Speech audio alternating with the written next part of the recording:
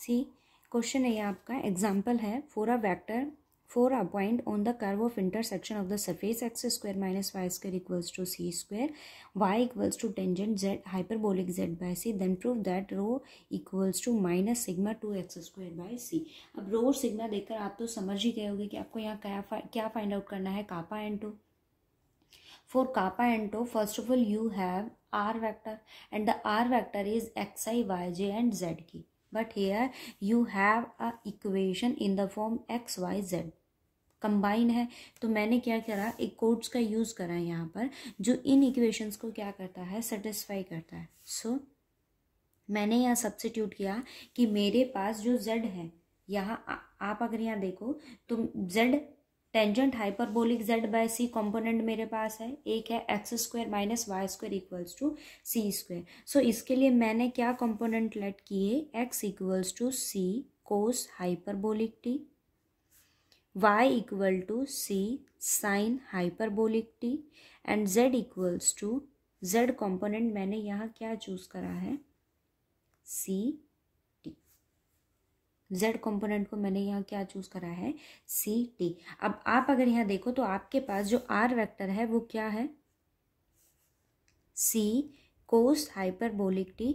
और ये कंडीशन मैंने इसलिए चूज की है, आप अगर वैल्यू को देखो x square minus y square solve कीजिए, c square cos hyperbolic square, c square sine hyperbolic square, subtraction कर रहे हो तो साइन हाइपरबोलिक कोस हाइपरबोलिक में रिलेशन क्या होता है, cos square hyperbolic t minus sine hyperbolic t आपके पास क्या होता है, 1। सी स्क्वायर दोनों इक्वेशन में से कॉमन आएगा, मतलब इट मीन्स आपके पास यहाँ सिमिलर फॉर्म बन रही है। किसके इक्वल होना चाहिए, y, और y कंपोनेंट आपके पास क्या है, c sine hyperbolic t equals to tangent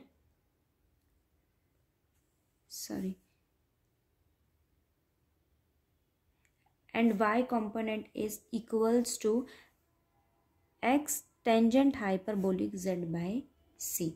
क्या है मेरे पास, y equals to x tangent hyperbolic z by c। अब आप यहाँ सब्स्टिट्यूट कर लीजिए, y मेरे पास क्या है, c sine hyperbolic t and x component क्या है, c हाइपरबोलिक t। वैल्यू को यहाँ सब्स्टिट्यूट करोगे आपके पास सिमिलर इक्वेशन बनेगी। ठीक है, तो जो इस इक्वेशन को सेटिस्फाई कर रहा है ना, मैंने उसी तरह के कंपोनेंट चूज किया है। यहाँ पर x कंपोनेंट लिया c cos hyperbolic t and y component is c sine hyperbolic t and z equals to c t. So r vector is x i plus y j and y is c sine hyperbolic t j plus z c t के component. ठीक है, it means आपके पास value क्या है, मैं are vector को इस फॉर्म में भी लिख सकती हूँ, c cos hyperbolic t, c sine hyperbolic t and c t. For a kappa आपको वैल्यू निकालनी पड़ेगी, r vector dot are vector double dot. So मैंने यहाँ वैल्यू निकाली सिंगल डॉट, मतलब आप इसको डिफरेंशिएट कीजिए with respect to t. So value क्या आएगी, c sine hyperbolic t, hyperbolic function में नेगेटिव डेरिवेटिव, मतलब डेरिवेटिव जो होता है वो नेगेटिव फॉर्म नहीं करता, c cos hyperbolic t and c t is c. Now again differentiated, you have c cos hyperbolic t, c sine hyperbolic t and the derivative of c is 0। ठीक है, value of kappa is, आप इन दोनों का first of all cross product करेंगे, r vector cross product r vector double dash के साथ, i j and k. R vector dash के कोफिशिएंट टर्म्स आपके पास में क्या है, c sine hyperbolic t, c cos hyperbolic t and C। R vector double dash c cos hyperbolic t, c sine hyperbolic t and 0। इसकी value find out कीजिए तो आपके पास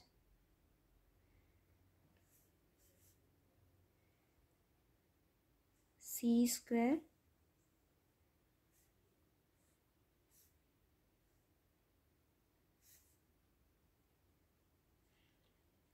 sign hyperbolic t i minus j component के लिए value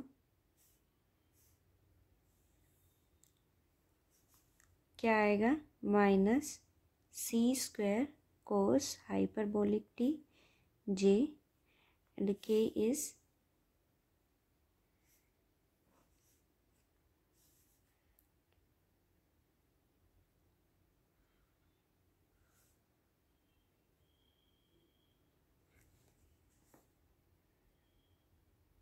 hyperbolic square t minus c square cos hyperbolic square t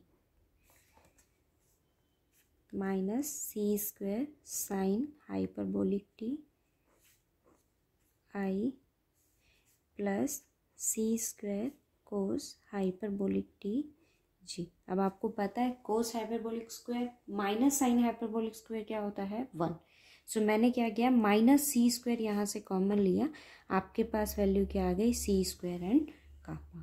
ठीक है, अब मैंने यहाँ वैल्यू निकाली है are vector dash and R vector double dash का क्रॉस प्रोडक्ट। अब आपको क्या वैल्यू यहाँ फाइंड आउट करनी पड़ेगी, इसका magnitude dot cross product with are vector double dot. इसका मैग्नीट्यूड आपके पास coefficient of i square plus coefficient of j square plus coefficient of k square whole power कितनी हो जाती है, अंडर रूट। तो आपके पास वैल्यू आई है C4 sine hyperbolic square t plus C4 cos hyperbolic square t and plus C4 under root. C square मैंने कॉमन लिया,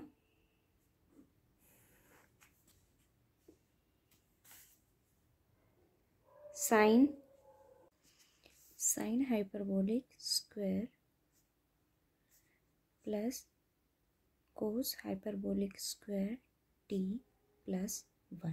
अब आपको पता है कि cos hyperbolic square minus sine hyperbolic square is equals to 1 होता है। कोस हाइपरबोलिक स्क्वायर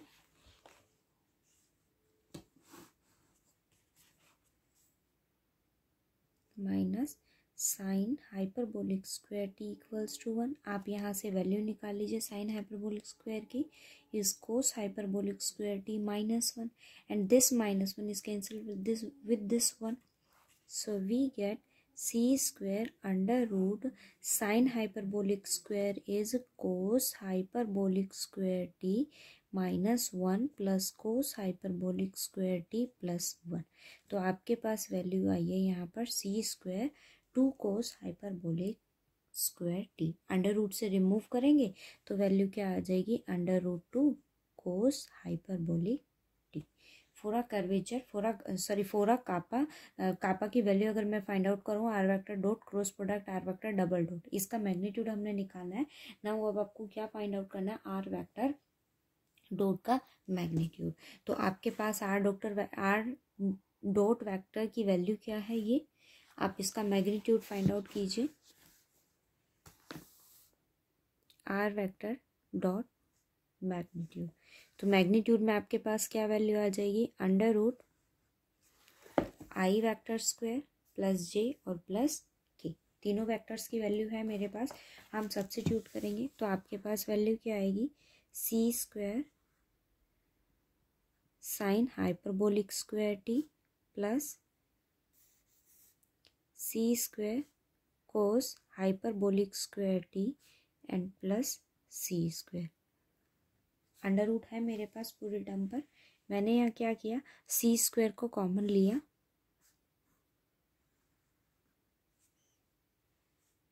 आप सी स्क्वायर को कॉमन लेंगे तो बाहर मेरे पास क्या आ जाएगा, c sine hyperbolic square t plus cos hyperbolic square t plus 1। अभी आपको पता है और मैंने बताया अभी कि cos hyperbolic square t minus sine hyperbolic square t is equals to 1। आप वैल्यू को सब्स्टिट्यूट कीजिए, यहाँ पर साइन हाइपरबोलिक स्क्वायर की वैल्यू डालेंगे तो आपके पास क्या आ जाएगा, c as it is cos hyperbolic square t minus 1 plus cos hyperbolic square t plus 1। Under root से रिमूव कर दीजिए तो वैल्यू क्या आई, c under root 2 cos hyperbolic t.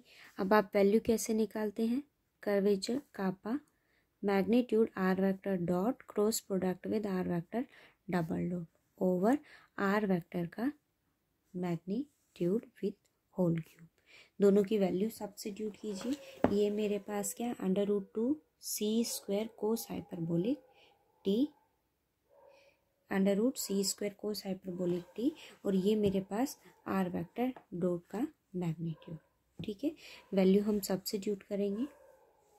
Under root 2 c square cos hyperbolic T over इसका cube करेंगे तो under root 2 का क्यूब क्या हो जाएगा, 2 अंडर रूट 2 सी cube cos hyperbolic cube T.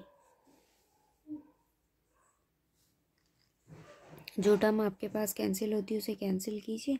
बाकी सी अंडर रूट 2 से अंडर रूट 2 आपके पास कैंसिल हो जाएगा। वैल्यू क्या आई है, 1/2 सी कोस हाइपरबोलिक स्क्वायर टी। ठीक है, अब आप अगर इस रिलेशन से देखो तो मेरे पास यहाँ वैल्यू क्या है, x equals to C cos hyperbolic T, तो आपके पास वैल्यू यहाँ पर क्या है, सी कोस हाइपरबोलिक स्क्वायर टी। मैंने यहाँ पर क्या किया, c से इसको मल्टीप्लाई किया क्योंकि मुझे शो ये करना है कि आपके पास radius of a curvature is 2x, radius of a curvature is 2x square by c. So मैंने यहाँ क्या किया, c से मल्टीप्लाई किया और c से ही इसको डिवाइड कर दिया।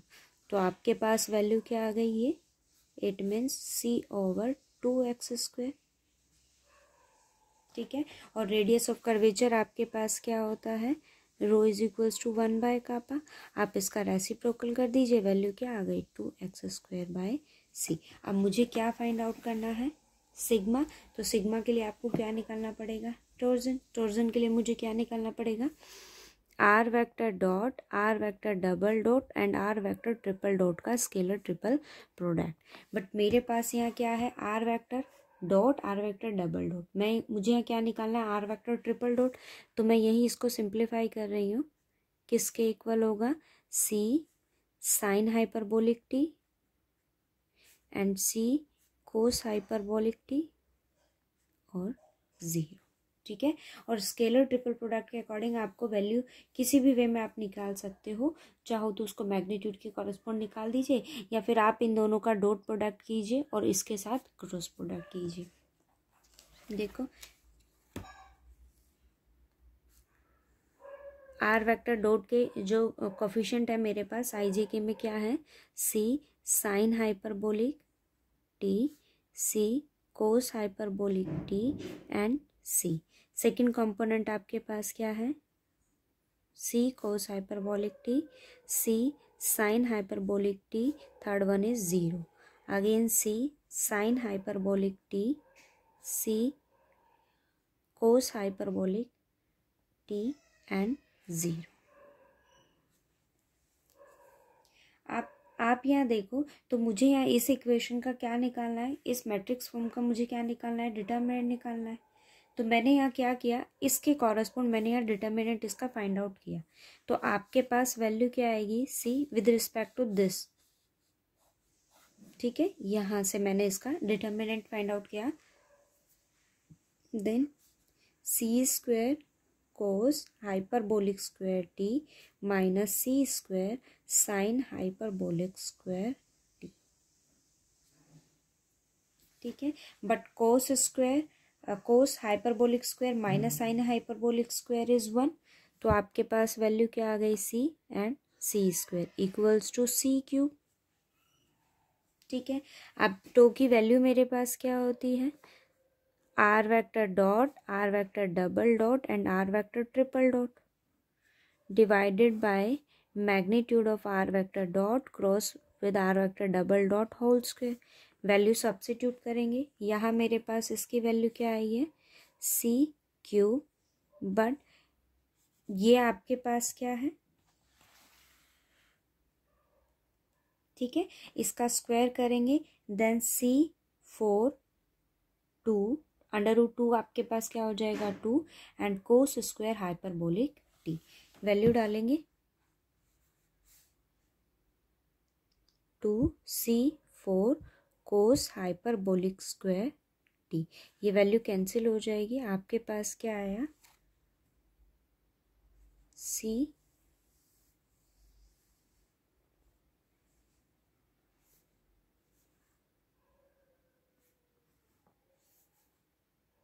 2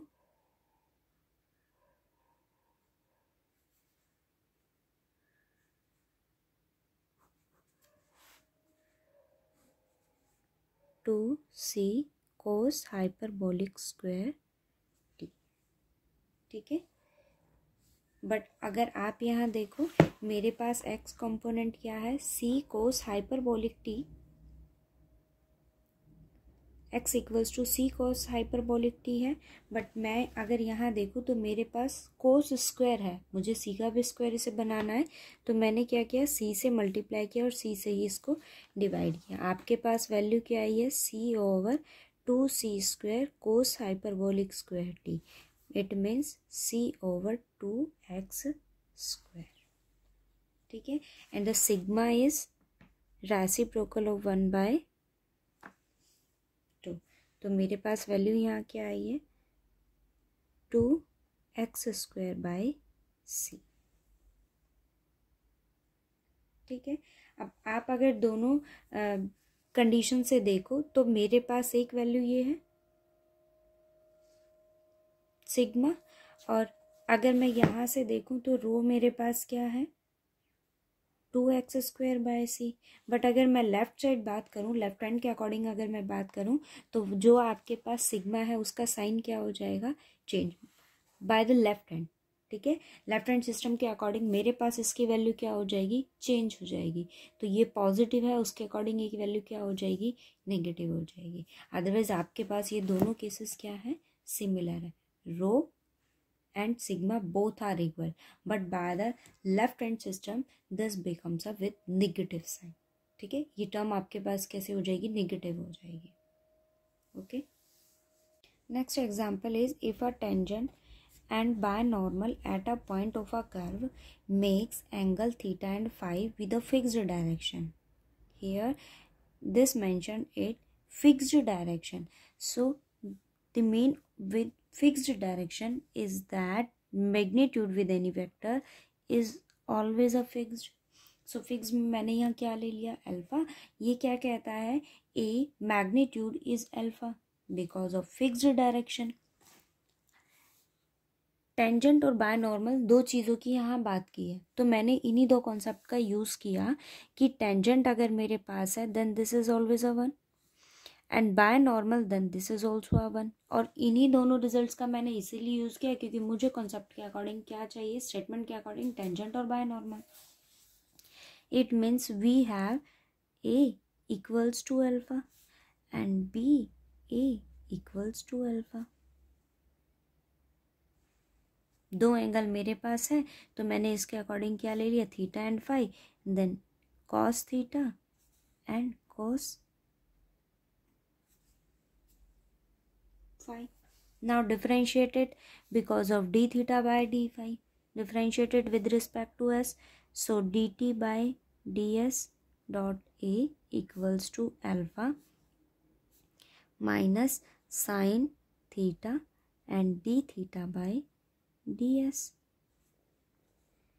db over ds dot a minus alpha sin phi d phi by ds।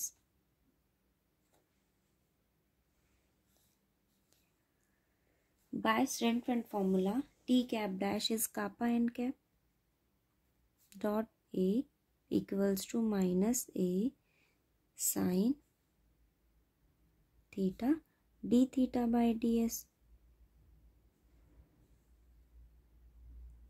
by Sternfeld formula db by ds is minus tau n dot a equals to minus alpha sin phi and d phi by ds।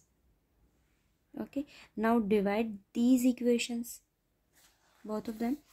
We have kappa dot n a over minus 2 n a equals to minus alpha sine theta d theta by ds, minus alpha sine phi d phi by ds. We get kappa over 2 equals to sine theta over sine phi, and here d theta by ds into ds by d phi. We get minus 2 equals to sine theta over sine phi and d theta by d phi. ये आपको show कर